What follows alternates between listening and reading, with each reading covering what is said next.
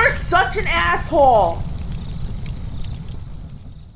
Continuing to bang out the work so that I can start in on the new book coming out probably in 6 months. I'm not going to rush this book. I think it's going to be longer than average. Not one of these, essays that I write, say like Worthless or Reconnaissance Man. This might be a little bit more significant. Hi, Aaron. This might be an unusual request for you. You might remember that I sent you an email maybe 6 months ago complaining about my girlfriend. Nope. I got 4,000 clients in the past 5 years. Don't know what's going on. As a recap, we agreed to have a summer romance while studying in Europe, and then I got mad at her and just when I found she was texting an ex. You told me I was not entitled to women, and it wasn't fair for me to get mad at her because we had an ending date in the relationship. You said I needed to seriously change my attitude. I ended up breaking up with her and apologizing to her for any harm done. That is very truly manly of you. That's very good of you. That's that real men admit when they're wrong. Your response to many other things going on in my life made me realize I was pretty much spent the ages of 12 to 21 being lazy, entitled, bullying, selfish fuck who's completely out of touch with reality. I had a horrible attitude towards women, which was perpetuated by reading MGTOW and incel message boards. Oh God, it's bad enough to listen to the videos, but man, if you're on the message boards, oh my God, I've never been on a message board. I have been on message boards, but I'm like, I'm gonna go on the message board. I don't do that. I'm not shifting the blame here. I take full responsibility for my actions. In the months since we last spoke, I had a brief period of being depressed, but slowly quit social media, started reading books, fiction, working out, playing guitar. I got a job at a startup as a programmer, and I am often the first to arrive and the last to leave the office. I've been promoted to make $35 an hour. This is great, man. Look at this. Plus equity, potentially. You're making 70 grand a year. And are you even in your 20s? You're in your 20s, obviously. You're not in your 30s. This is great. While I finish my computer science degree, 1 more year of classes, 2 more years if I want to stick around and do research. I'm focusing more on my friends, hobbies, family, and passion, which is computer science. I also take my work very serious these days and stick things through to the end. I push myself to my limits work-wise and education-wise by doing long hours and taking the hardest classes. And I no longer expect anything from anyone except even my parents. I'm consistently catching up with old friends and spending quality time together. I also recently apologized to my parents for being a fuckhead in the past. That is great! See, I mean, look, you've turned it around. Now your future you have a future in your future. Your future isn't just, man, fuck women. However, my issue is that despite changing, I still feel deep regret and guilt for my actions. I feel especially bad for the way I thought about women and guilt for 2 girls I gamed and then pumped and dumped. All right. You should feel guilt for your actions. If you don't, you're not human. Or you're a sociopath, a psychopath, one of the two. And I don't know anyone who gets through this life flawlessly without hurting someone they didn't intend to. Or someone they did, but it was overkill, or at the time you wanted to hurt that person and you did, but then you look back and you realized you were wrong. Any real man has those ghosts haunt them. And they will haunt you for the rest of your life. All right? And a good, healthy person feels bad about bad shit they've done, no matter how long ago it was, no matter whether you were forgiven or not, no matter whether you apologize or not. That is the sign of a healthy person because it reminds you not to do it again. It shows that you have empathy, altruism, you understand that you're not the only person on this planet, and you respect other fellow human beings. You're not evil. It's good. It's good to feel bad because it means you're not consciously or purposely evil. You're still going to fuck up. You're still going to fly off the handle. You're still going to hurt people. I know this may shock you. I occasionally hurt people because I'm too brash and bold, and I forget sometimes that people are a little bit more sensitive than I am. Not a lot, just a little bit. If you can believe it, people might be a little bit more sensitive. I might be a touch gruff, if you can imagine that. And sometimes my brash and just don't give a fuck attitude hurts otherwise innocent people. So that never goes away. But if it went away and it gets better, they're like, oh, that's the way that one went. But if you never had that, then I'd be worried. Like, oh, I ran over a dog. And I'm like, man, I'm okay with that. If I ran over a dog, I'd feel horrible. I feel better over running over a person because usually the person deserves it if they're walking in the street. I'm like, oh, fuck it. But a dog, oh, I feel horrible if I hit a dog. One time I'm playing with my little nieces and I accidentally threw her around the couch. And I think her head hit the heart, like the wood part of the couch. She starts crying, and I'm like, oh, I felt horrible. They know, but we were like, too bad for the kid. You feel a little bit. Then I'd worry, but you're not there. You're feeling bad, so that's good. But when you say 2 girls you pumped and dumped, what? Okay, now hold it. So what? You had sex with them. Were they crying later?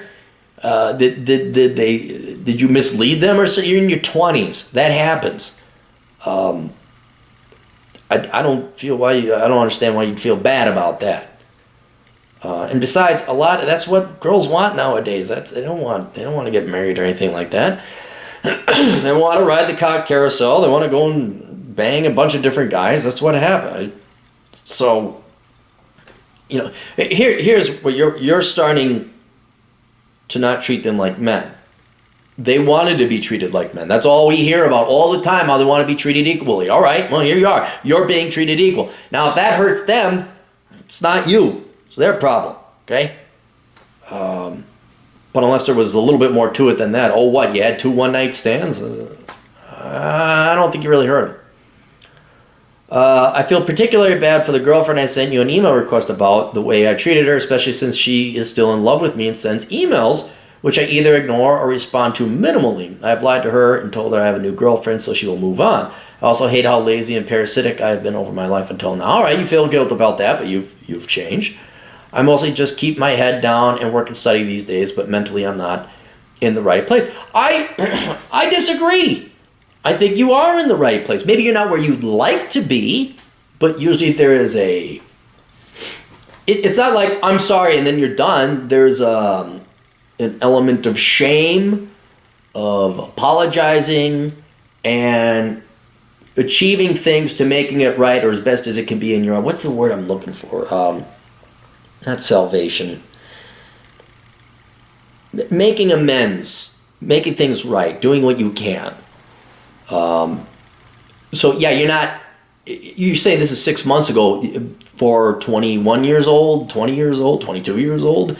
6 months is not going to get you in the right place for a life of 15 years of, say, fucking around since grade school on. But you are definitely on the right track. You are definitely in the right place, I'd say, en route to getting to the best place you can possibly be, where it's like, yes, I have fucked up in the past, yes, I've done bad things, I've asked for forgiveness, or I've tried to make amends and set things right, I've forgiven myself, still feel bad about it, but now I can move on. And you have made I don't think I've ever gotten an email where I've seen someone say, I apologize twice. I don't think I've got anywhere I apologize. And now you've made actual concrete actions to get to where you want to go.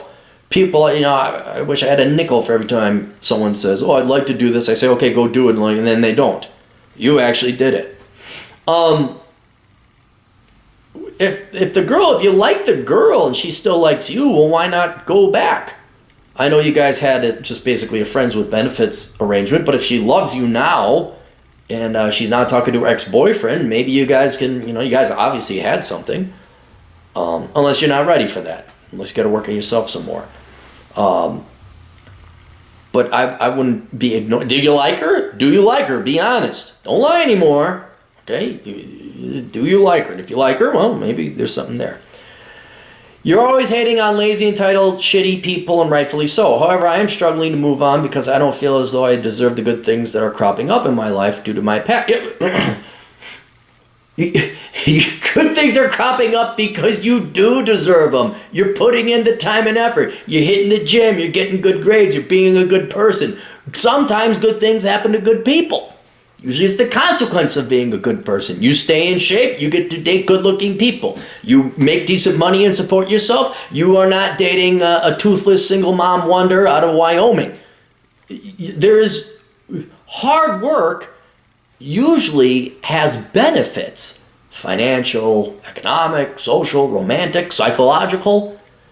So if you put in the time and you hit the gym and you're studying hard, and above all, you have apologized, I think you do deserve a little bit of good things happening in your life. And you should not feel shame or guilt for having those things. You should be appreciative of them, because not all the time does hard work go rewarded. But you shouldn't feel shame. You earn that. And I can't do anything to tell you to get rid of the guilt and the shame. Maybe you still got to work that out a little bit. But there's nothing wrong with having the fruits of your labor. Good people get good things. That's how it works. Usually it should, but not always. Cropping up in my life due to my past. It all feels dirty, like I am poisoned by my past. To an extent you are. You still get rid of that poison. Yes, the past isn't going to go away, but I would not let it cripple you or ruin your future. What does one of these people who you hate on do if they become self-aware of the problems and change? What does one of these people who you hate on do if they become self-aware? What do you suggest I do on from here? A video response would be good. Tear me to shreds if you have to. Viewers could tear me to shreds too. We can't. You're doing exactly what you should be doing. You're a good person now. What does one of these people do you hate do if they become self-aware and the problems change? Well, I don't hate them anymore because they've changed. And you keep going. You've made the change. You don't have to keep changing. You've changed to production and self-responsibility and owning your problem.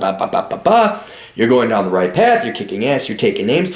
What you do is the main thing you got to do is get over your past, which will take some time. If you want, maybe go talk to a therapist. I don't advise that. If you are going to go talk to a therapist, again, talk to a grizzled, not a regular, a grizzled, angry Vietnam vet. Fire and brimstone type of guy. But you get over your past, which again, it's only been 6 months ago. You've made some great, and it's going to take some time.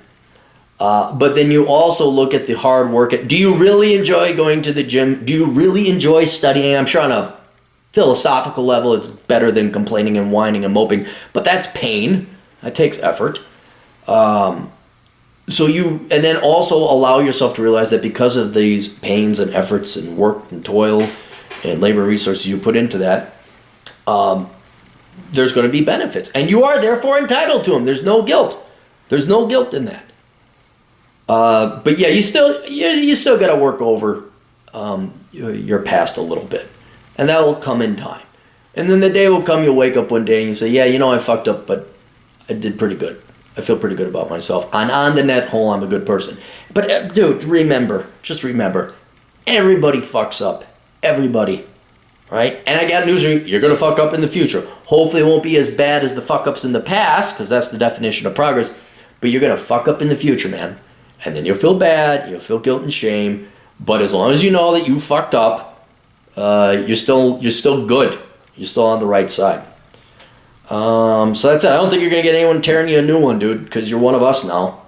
And I bet you there's not one person who's, quote, on the good side of the force that didn't get there in part because they didn't fuck somebody up over, they didn't fuck up in the past. Nobody gets here, JC style. Like, hey, I'm born perfect. Now I'll just remain perfect until I'm dead. But then I'm alive again, but then I'll go away. But I might come back. Perfect the entire time. All right, we'll see you guys later. Toodles.